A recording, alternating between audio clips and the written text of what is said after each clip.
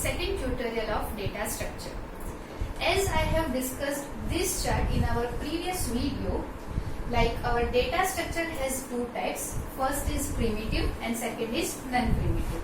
In primitive it has in linear fashion, while in non-primitive it has either linear fashion or in non-linear fashion. And these are the examples of our data structure. In our previous video, we have discussed about array data structure. What is array, how we can store the data in the array, and what are the operations which we can perform on the array data structure.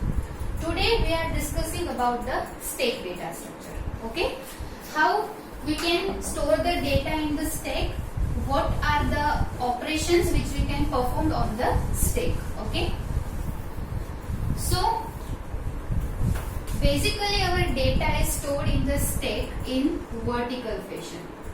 Like our stack looks like this. Okay, for example, I have data like 100, 200, 900, 800. Okay, total I have 4 elements or data, and I want to insert them using the stack data structure.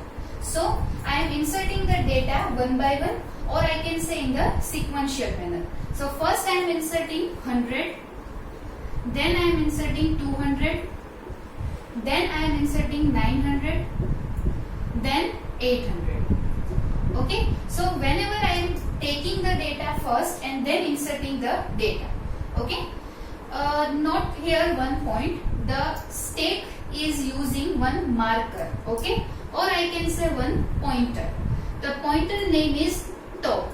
Okay, it is using top pointer which indicates the data. Remember one thing, it indicates the latest data which you have inserted. Okay, like this.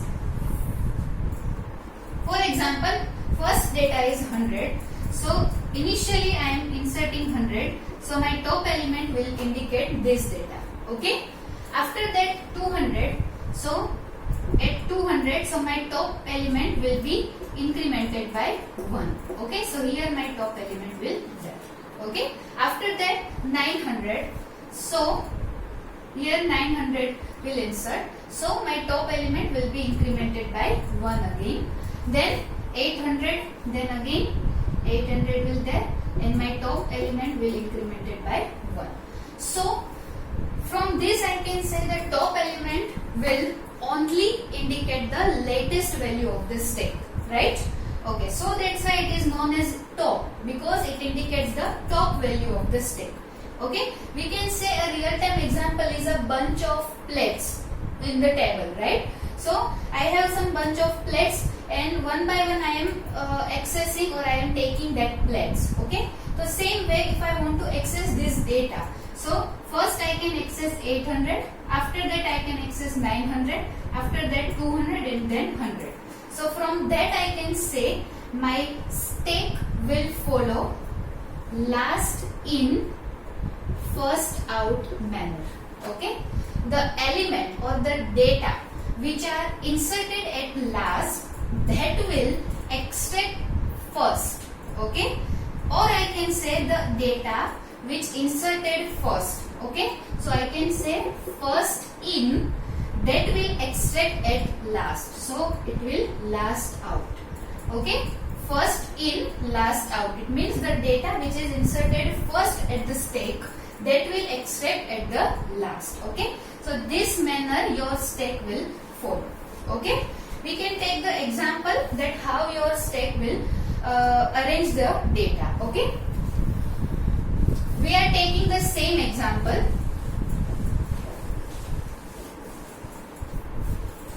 Like for example, I have 4 data, 100, 200, 900 and 800. Okay, now initially my stack is empty. Also you can say, as I mentioned in the array, their array index is starting from 0 and ending from n minus 1.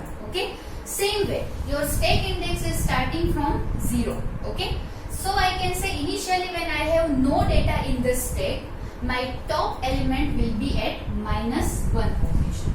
Okay, now I am inserting this data first, so 100 is there, and my top element will be incremented from -1 to 0. Okay, so this is my top element. Okay, now here I have only one data in the stack. Okay, so top element will be there in the 100. Okay, now next is I am inserting the another data, so that is 200. So again my top element will be incremented by 1. Okay, now next is 900. So 900, again my top element will be incremented by 1, and last is 800. So my top element will be incremented by 1. Now remember, if I want to access this 200 or if I want to delete the 200, I cannot directly access or directly delete 200. Okay, I am first taking this 800 out. So my stack will look like this: 100, 200, 900. Okay, it's because 800 is out. Now again 900 will take out, so it will be like 100, 200. Okay, and then I can access this 200. So likewise you can access or delete the element from the stack. Okay, now we have total 2 mechanism of this stack.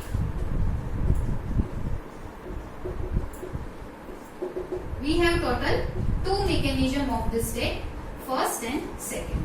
The first is stack overflow and the second is stack underflow. Okay, the stack overflow, it means my stack is full now. My stack is overflow now. Now you cannot insert any data, right? Here, for example, I am taking 4 data. So my stack will be for 4 data. Okay, my stack will construct for 4 data only. I cannot insert 5th data into this stack. So this condition is known as stack overflow condition. Okay, where I cannot insert any other data. Okay, my stack is full now. So that is my stack overflow condition.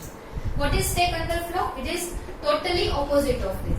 When I am having no data in the stack, it means my stack is totally empty. I can say I have no data in the stack. My stack is totally empty. This condition is known as stack underflow. You can also say where your top element is at -1 position, then you can say it is stack underflow. Right? So these are the 2 mechanisms. We are first for different types of operations we have to check this condition. Okay? So now what kind of operations we can perform on this stack, that we'll see. You please note it down.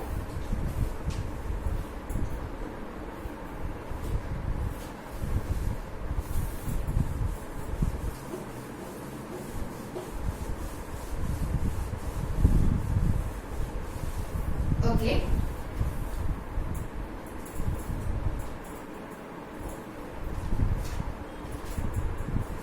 So I can say operations on the stack. So there are totally 4 operations which I can perform on my stack. Okay. The very first is push, second is pop, third is peep, and the fourth is change. Okay, these 2 are rarely used, these 2 are very famous. Okay, so very first one is push operation. Push operation is similar to the insert operation. If we want to insert any data into the stack, then this operation works. Okay, for example, same example I am taking. Okay, I have these 4 elements, these 4 data. Now I want to insert it into the stack. So for that I am using push operation. So simple, I am writing push into bracket the data which I want to insert. So push 100. So I am writing 100. So my 100 is inserted into the stack. Then push 200. So 200 will be inserted into the stack. Again push 900. So 900 will be inserted into this. And last push 800. So 800 will be inserted into this. Okay, fine. So this is how your push operation works. It is similar to insert operation. Okay. So for push operation, you have to check for the stack overflow condition, right? As your stack is full, so you cannot doing this push operation. So for that you are first checking the stack overflow condition. Okay. So this is your push operation. Now moving to the next operation, that is pop operation. You please note it down.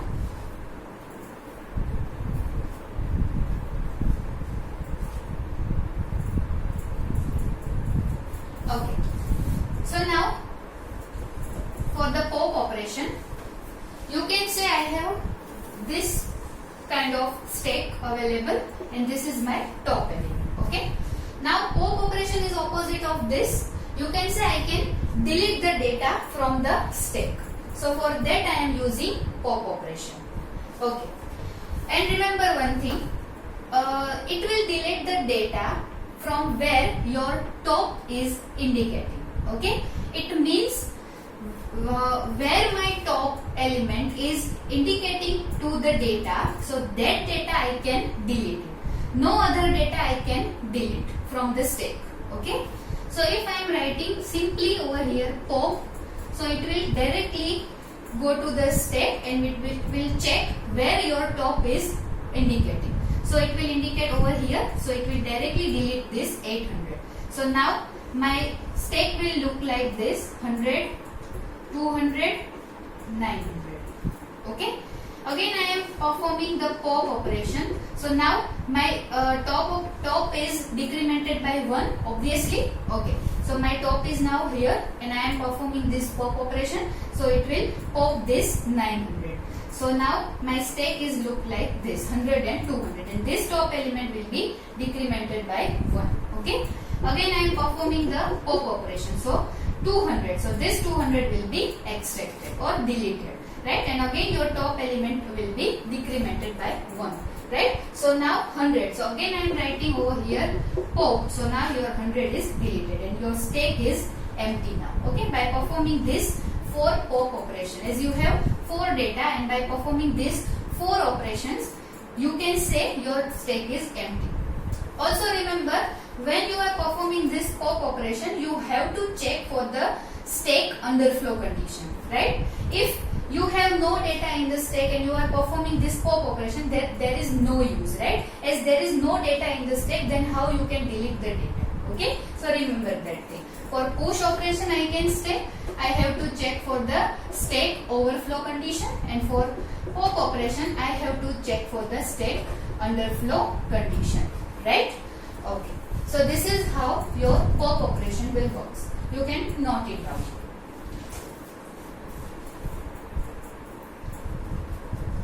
Okay. Now for the next is peep operation. Peep is very simple. Peep means to display the element, right? Where you want to display your element. So I can say at which my top is indicated the element, only that element I can display to the user or to the computer system. Okay. So for that my peep operation is there. Okay. And now if you want to change some values from where your top is indicating, so I can change that value only. For example, here my top is indicated to 800 and I am performing change operation, so I can change it to, for example, 700. So my value will be changing. Okay. So this for this I am having change operation. So these are total 4 operations I am performing for on the stack, right? Push, pop, peep and change. Then push is for insert, pop is for delete, peep is for display and change is for changing the value. Done? Okay.